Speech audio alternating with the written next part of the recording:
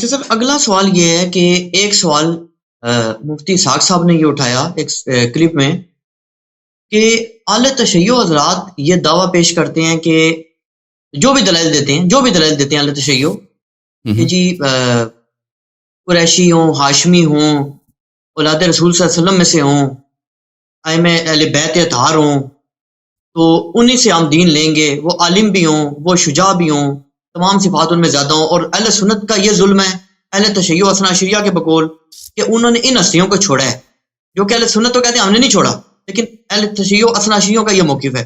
تو اسحاق صاحب نے اس قسم کی بات کی، وہ کہتے ہیں جی کہ مجھے یہ بتائیں اہل تشیع و اثنا عشریوں سے پوچھ کے کہ جو وہ افراد ہیں جو انہی ائمہ اہل بیت کرام علیہ السلام کے سگے بھائی ہیں یا سوتیلے بھائی ہیں، لیکن والد کی طرف سے تو ظاہر ہے وہ بھی امام زادے ہیں، امام ہے بلکہ، اور ان کے پورے فالوورز ہیں جو کہ آج تک باقاعدہ ایک سلسلہ جیسے اثنا عشریوں کا چل رہا ہے، ان کا آج تک پراپر سلسلے چل رہے ہیں، اسماعیلیہ بھی ہو گئے، زیدیہ بھی ہو گئے، اور وہ کہتے ہیں کہ یہ ثابت ہے کہ اثنا عشریوں کے مقابلے میں جو ان کے ائمہ اہل بیت کرام علیہ السلام ہیں، ان کے مقابلے میں زیدیوں نے اور اسماعیلیوں نے سلطنتیں بھی قائم کی ہیں، دین بھی نافذ کیا اپنے تئیں جو ان کے نزدیک صحیح دین ہے، اور اس کے علاوہ وہ بھی عالم ہونے کا دعویٰ بھی رکھتے ہیں اور سب سے زیادہ بہادر ہونے کا دعویٰ بھی رکھتے ہیں۔ تو وہ کہتے ہیں جی کہ کس کسوٹی کے تحت اثنا عشری پھر ان کی امامت کو، خلافت کو تسلیم نہیں کرتے؟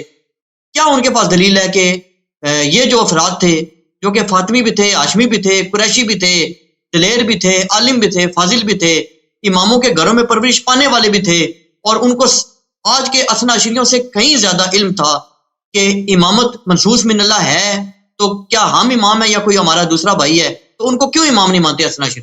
اس کا کیا جواب ہے ان کے پاس؟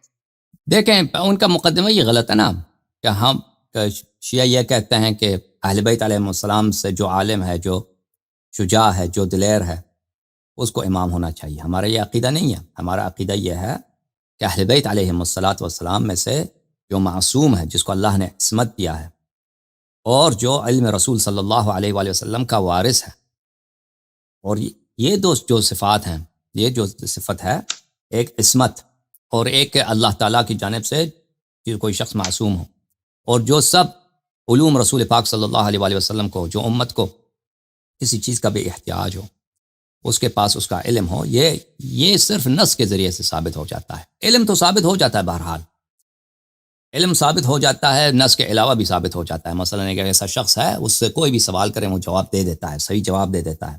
اس سے اگر پوچھے میں نے کل رات کو کیا کھانا کھایا تھا، وہ آپ کو بتا دے گا۔ علم تو ثابت ہو جاتا ہے، لیکن عصمت ایک ایسی چیز ہے کہ پوشیدہ ہے، کہ ایک شخص غلطی نہیں کرتا۔ بہت سارے لوگ ہیں، ہم نے ان کو نہیں دیکھا کہ انہوں نے کوئی غلطی کی ہو، نماز پڑھتے ہیں، روزے رکھتے ہیں، گناہ ہم نے نہیں کرتے ہوئے دیکھا، لیکن وہ معصوم ہے یا نہیں ہے یہ ہمیں نہیں پتہ چلتا۔ یہ ایک پوشیدہ امر ہے کہ وہ کبھی غلطی نہیں کر سکتا، یہ تو صرف نص سے پتہ چل جاتا ہے۔ ہمارا اعتقاد یہ ہے کہ امامت صرف نص کے ذریعے ہوتا ہے، نص کے ذریعے ہوتا ہے، اور امام بس جیسے نبوت صرف اللہ کے نصب سے ہوتا ہے۔ اللہ کسی کو نبی بنائے تو وہ نبی ہوتا ہے نا، وہ چاہے حکومت ملے یا نہ ملے، چاہے ریاست ملے نہ ملے، چاہے اس کے ساتھی، اس کے پیروکار کم ہوں یا زیادہ ہوں، اس سے تو اس کو فرق نہیں پڑتا۔ بہت سارے انبیاء تھے، ان کے امتی بہت کم تھے، ماننے والے بہت کم تھے، حکومتیں بھی کم ملی انبیاء علیہ السلام کو، ان کی نبوت پہ کوئی اثر نہیں پڑتا۔ تو ہم جو 12 امام کو مانتے ہیں، کیونکہ ہمارے پاس نصوص بہت زیادہ ہیں، بے حد حصر نصوص ہیں، رسول اللہ صلی اللہ علیہ وآلہ وسلم، حدیث قدسیہ ہیں اللہ تعالیٰ سے کہ رسول اللہ صلی اللہ علیہ وآلہ وسلم کے بعد آپ کے 12 امام ہیں، یہ ہیں، ان کا نام یہ ہے، ان کا نسب یہ ہے، تو اس کے علاوہ دوسروں کو نہیں مانتے۔ اب جو اہل بیت علیہ السلام کے بہت سارے بھتیجے تھے، بھائی تھے، اولاد تھے، انہوں نے امامت کے دعوے کیے تھے، جی ہاں کیے تھے، بہت سارے کیے تھے، انہوں نے غلط دعوے کیے تھے، دعوے کر کے وہ کافر ہو گئے تھے، یہ اس میں کوئی شک نہیں ہے۔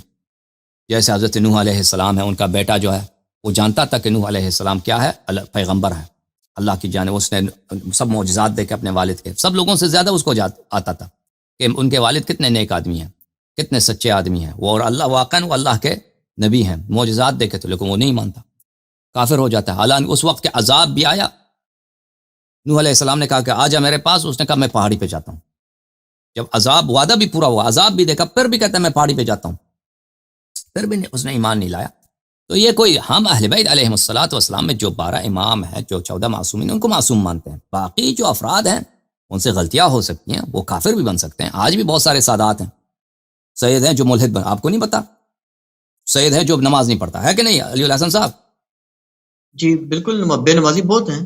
سید ہے نماز نہیں پڑھتا، یا سیدانی ہے مثلا حجاب نہیں رکھتی، یا کوئی سید ہے مثلا وہ ملحد ہو گیا ہے. سید ہے جو کرسچن ہو گیا. بھائی بہت سارے ہم جانتے ہیں سید ہے، سید خاندان کا ہے، اس دین ہی اپنا چینج کر دیا اس نے. نہ کسی نصرانی عورت سے شادی ہو گئی، اس سے محبت کی، بعد میں اسی محبت میں اس نے دین بھی اپنا چینج کیا، عیسائی بن گیا. ایسا بھی ہوتا ہے. یا مثلا کوئی سید آ جاتا ہے، کسی عیسائی عورت سے شادی کرتا ہے، وہ خود مر جاتا ہے، اس کا بچہ جو ہے وہ سید ہے، وہ بڑا ہو جاتا ہے، وہ سید ہے، لیکن وہ عیسائی بن جاتا ہے ماں کی وجہ سے. بہت ایسے ہوتا ہے. تو یہ کوئی ضروری نہیں ہے کہ اگر کوئی امیر المؤمنین علیہ السلام کے نسل سے ہے تو اس کا ہر کام صحیح ہے. بہت سارے سادات ہیں جو نیک ہیں، متقی ہیں، ان کا احترام ہمارے سر پر، سر آنکھوں پر، اس کا کوئی منکر نہیں ہے. لیکن یہ نہیں ہے کہ اگر کوئی شخص واقعاً وہ صلب امیر المؤمنین علیہ السلام سے ہے، کسی امام کا بتیجا ہے، کسی امام کا پوتا ہے، تو وہ منحرف نہیں ہو سکتا. امامت بہت سارے تھے، امامت کا ادعا کی، امامت کے بعد ان کو پتا تھا کہ وہ امام نہیں تھے ان کو، لیکن وہ دنیا کی لالچ میں وہ دیکھتے تھے کہ بنی عباس جو تھے، بنی عباس کے پاس کوئی حکومت نہیں تھی. بنی عباس بہت ذلیل تھے بیچارے، ہر جگہ پہ مارے جاتے تھے. بنی عباس انہوں نے محنت کیا، انہوں نے لشکر جمع کیا، بنی امیہ سے لڑے، ان کی بہت بڑی خلافت، شاندار خلافت بنی. تو وہ یہ سوچتے تھے کہ بنی عباس اگر کر سکتے ہیں تو ہم تو زیادہ حقدار ہیں. وہ تو نبی صلی اللہ علیہ وسلم کے چچا کے بیٹے ہیں، اور عباس کا کوئی کارنامہ بھی نہیں اسلام میں، اس نے کوئی خدمت بھی نہیں کی، کوئی جہاد بھی نہیں کیا. جو ہمارے دادا ہیں امیر المؤمنین علیہ السلام، انہوں نے تو بڑے خدمت کی ہیں، سب مسلمان ان کو تو مانتے ہیں، تو ہمارا حق بنتا ہے کہ ہم کریں. تو اس طرح تو بہت سارے تھے، ان کو کہ حکومت بنانے کی خواہش ہوتی، وہ جہاد کرنے کی خواہش ہوتی کہ بنی عباس کے ساتھ ہم خروج کریں، اپنی حکومت بنائیں. اسی چکر میں وہ امامت کا ادعا بھی کرتے، لیکن اس سے ہمارے دلائل پہ کوئی اثر نہیں پڑتا. دلائل پہ کوئی شخص، یہ مثلا کوئی پیغمبر کا کوئی چچا، سکا چچا ہے پیغمبر صلی اللہ علیہ وسلم کا، ابو لہب، تبت یدا ابو لہب وتب، کوئی انکار تو نہیں کر ہوا. ابو لہب نستجیر باللہ، نستجیر، حرامی تو نہیں تھا، وہ چچا ہی تو تھا نبی کریم صلی اللہ علیہ وسلم کا. لیکن قرآن مجید نے کہا کہ تبت یدا ابی لہب وتب، ابو لہب جو ہے وہ کافر بن گیا، ایمان نہیں لایا. وہ رشتہ داری کی وجہ سے کچھ نہیں ہوتا. بہت سارے لوگوں رشتہ دار ہوتے ہیں، ابو لہب کو خوب پتا تھا. ابو لہب جو ہے وہ بچپن سے رسول اللہ صلی اللہ علیہ وسلم کو جانتا تھا،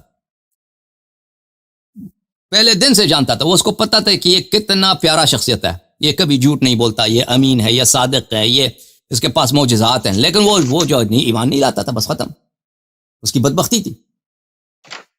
اور جناب مزید اگلا سوال یہ ہے جی کہ آپ نے جو ایک بہت بڑی کنٹروورسی اٹھائی ہے، اس پہ انجینئر محمد علی صاحب سے بھی بات ہوئی ہے، وہ بھی بڑے پریشان ہوئے ہیں